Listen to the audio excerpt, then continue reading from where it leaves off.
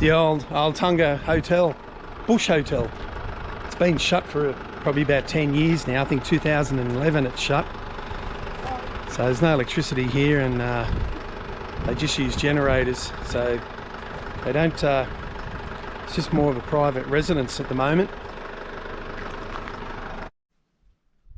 Altunga Crossroads. So we are, according to that sign, about 114 kilometres from Alice Springs. And we're here at Altunga, an old gold mining town.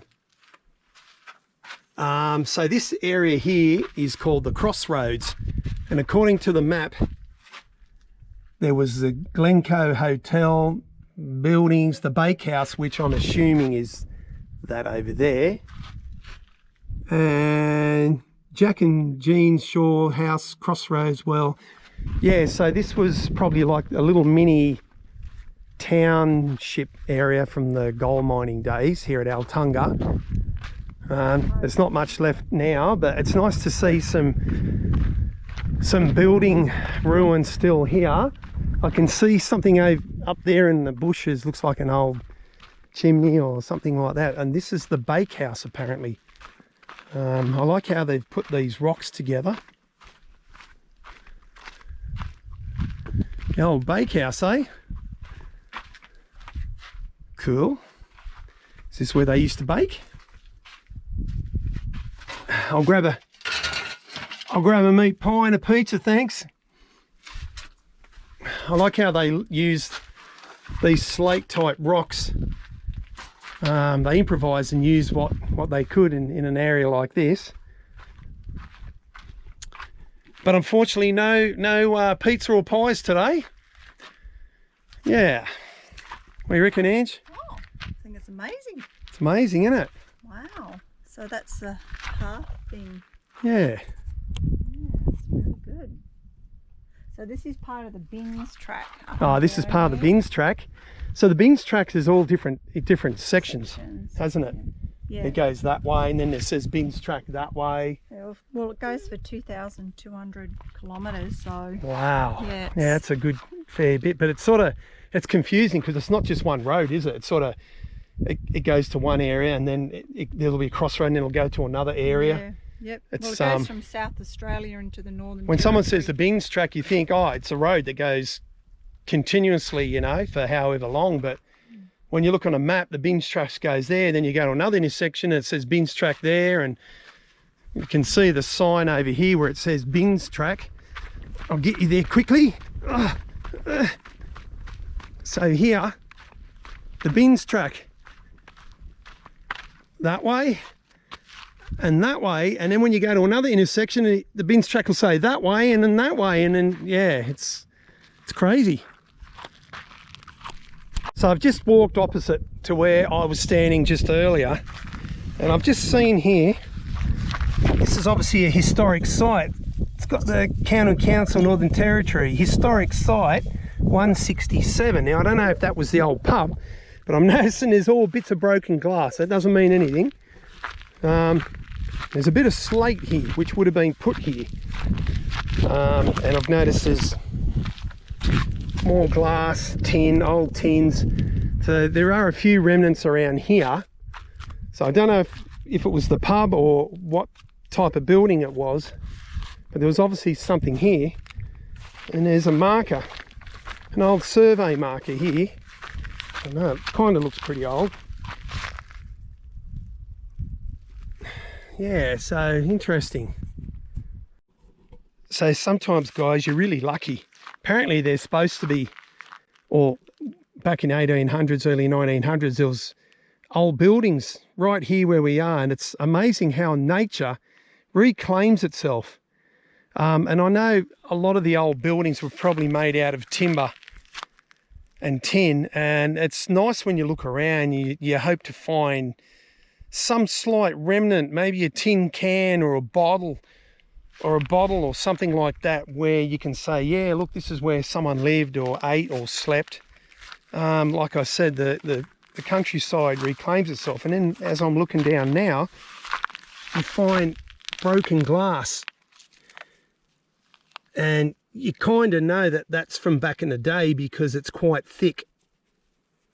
And there's a few pieces of broken glass. And you know that's from, yeah, from a long time ago. But like I said, it's amazing how nature just reclaims itself. I suppose white ants eat the timber. And unless it's made out of brick or cement or whatever, not much is going to remain. But yeah, it's great to look at and kind of imagine what it must have been like. It's so harsh out here. I mean, with technology and vehicles and food and water supplies, but back then they didn't have all that. It would have been pretty tough. Makes you wonder what kind of people they were to live in this sort of environment. But it's very interesting. It just, yeah, I just stand here in awe and just go, what the bloody hell? Yeah, it's crazy. Here's another part of another building there. Looks like a chimney. Almost looks like just like a barbecue pit. I saw something shining down the ground, something sparkling, and I just dug this nice big piece of mica. I think it looks like a big piece of mica. Just sitting in the ground there. Everywhere you look, there's all bits of sparkly things, and interesting. So yeah, there's not much left here. Not much left at all.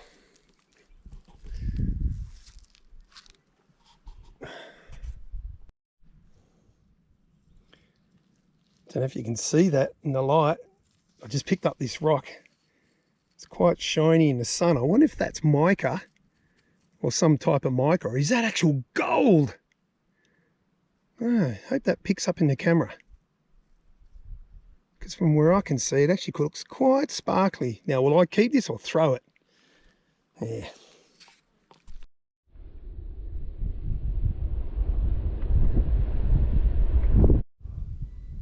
So just down the road a bit, before you get into Ruby's Gap turnoff, I've found this old water trough, and then it goes up to that old windmill there. That windmill's seen better days, and there's an old water tank which is all rusted through.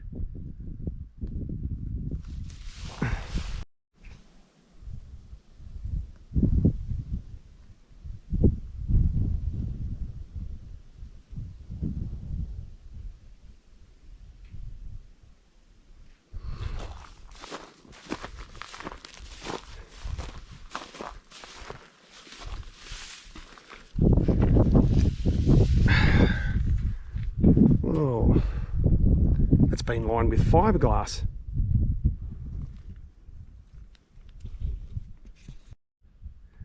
So it doesn't say what these remnants are.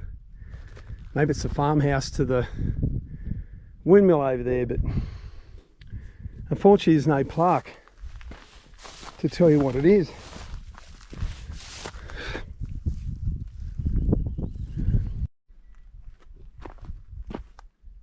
Old police station. Let's go check it out. Now here's a bit of interesting history. Altunga Police Station. Police were initially stationed at Altunga to protect the neighbouring pastoral properties from alleged cattle stealing by miners and Aboriginal people, and to assist in the prevention of sly grog selling. Now, the ironic part about this was the policeman got done for selling grog, alcohol, illegally. So he got done for that. So much for that idea. So it started off as a tent. It started off as a tent and not a building, and the police complained and said that he's got, every time he locks someone up, there's no lockup, so he's got to chain the people to his bed. So eventually the mining boom slowed down, but I think it was in 1912 they built this structure, which although looks in really good condition, another interesting fact was this building was rebuilt in the 1980s, about 85. So the story went around that there was gold hidden in amongst the walls of this building. So vandals would come and tear down the walls looking for this supposed gold. So again, that's quite ironic. But yeah, anyway, they've done a really good job. They've done it up. So volunteers came in and rebuilt the building. Look, you can see a little bit of graffiti scratchings.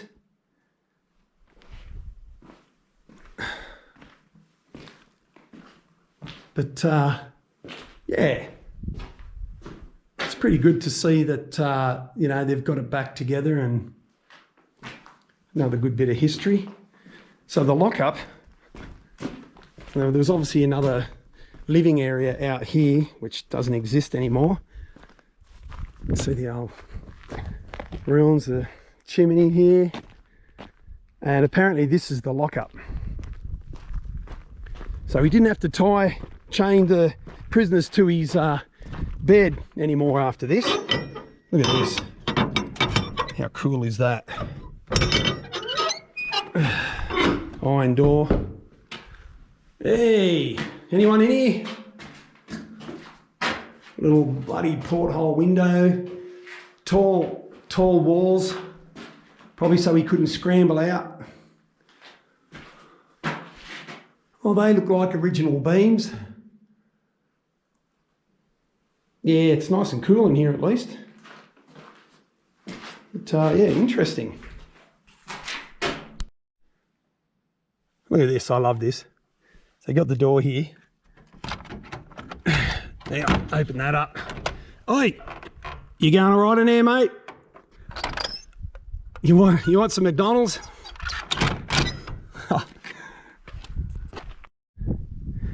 Here's one of the old crushers. So the miners would bring their rocks and hope there's gold in there, and this machine would drive these pistons up and down, and they would bang up and down and crush the rock. And then they'd probably just collect what was at the bottom. See the cylinders? These things here, they just go bang, bang, and they crush the rock. And then it must just pour out into this dish, and then they collect it. And then they'd sift through and look for pieces of gold. Well guys, this is rather interesting and rather tragic. What do we got here? It's an old grave site. We got here William Abel Frederick Onley, also known just as Frank, born in 1869 and died in 1897. Now it's a bit hard to read on this placard, but apparently Mr. Onley, who's buried here, back in 1897, on Christmas Day of all days, apparently there was, at the local pub, there was a couple of gentlemen, one gentleman accused another gentleman of being a horse thief. So the gentleman pulled his revolver out. Poor Mr. Onley here saw the altercation, stepped in, tried to grab the revolver out of the accused hand, and in the struggle, the revolver went off and shot poor Mr. Onley in the head. Now, he was only 28 years old and life was already tough and harsh out here, but poor bloke was just trying to sort out an argument and ended up getting shot on Christmas Day. Jeez. Tragic. Sad. So they brought the Indigenous people here from Alice Springs back in 1942 when World War II started. The reason why they brought them here, I don't know. They took them out of Alice Springs. And the area is called the Little Flower Mission from 1942 to 1953 in memory of the Eastern, now I don't know how to pronounce that properly, Arrente people of this area, and of the Central Arrente people who were removed from Alice Springs during World War II and located here. And then the Catholic priests, the missionaries, travelled with them, showing remarkable strength in adjusting to the harsh condition. And I'll tell you what, it would have been harsh back then. So this whole area, you can't see too much, and I'll show you around. This was virtually a little village, township, and there was at least around 200 people. Right. So I'll take you and show you a few places. So here we have the hospital 1944 to 1953, staffed by the sisters and assistants. It served a community of approximately 200 people. There's a little bit more left over here.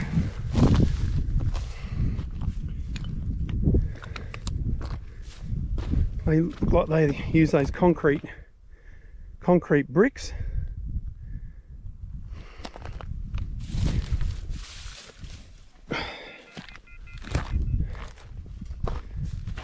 Anyway, there's not a lot to see, but at least it's something. So that's actually up on the hill, and the other remnants are just down the bottom there. Very interesting. Tell you what, they've got a beautiful outlook here. So the hospital's just there, and I've just walked over here, and you can see there was another building. It must have been part of the hospital, I'd say, but you can tell because they use the local materials, and it's like slate, and they use it for flooring, the rock. They use it for flooring, and you can see there's concrete,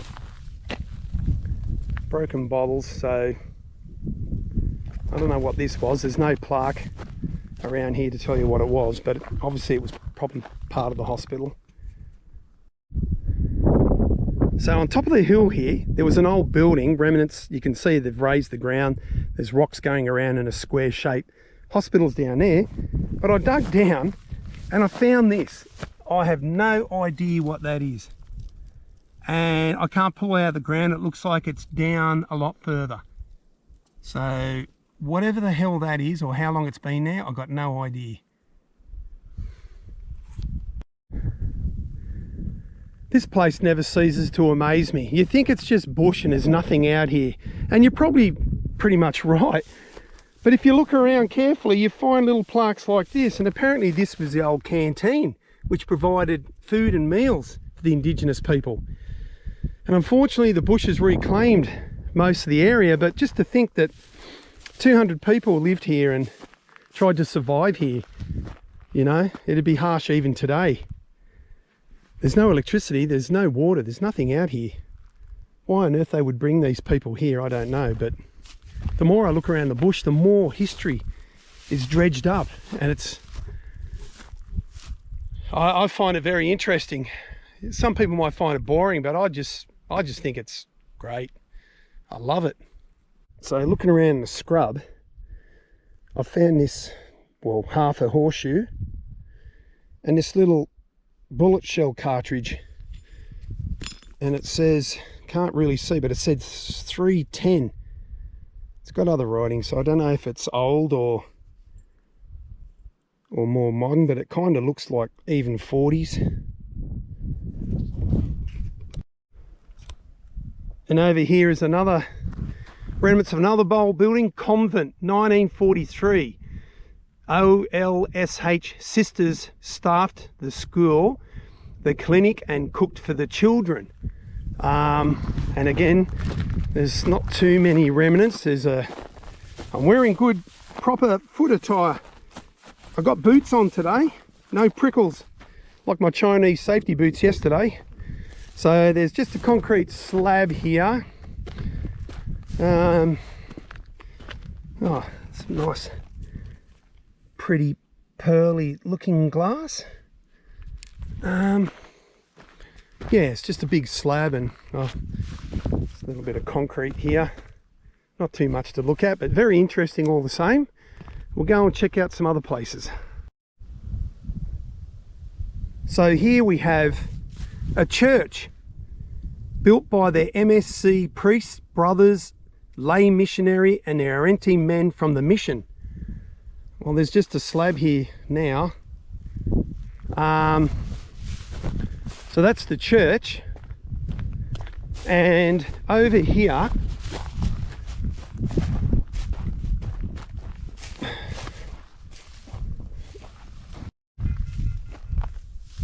what do we have here?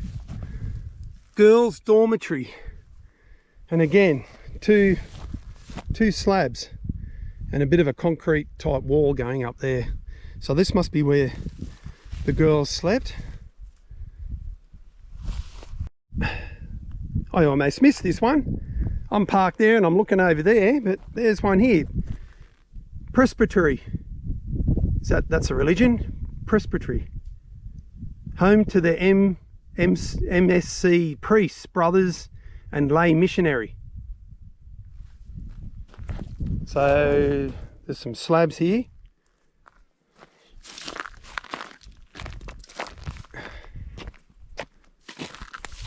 So this was their home where the priests lived. There's this concrete slabs. Looks quite big actually.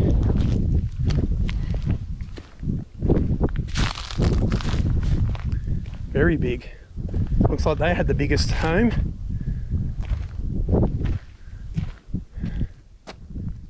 What's this over here? Some more rocks, bricks, brickwork. Maybe it was their toilet, I don't know. It's just dirt.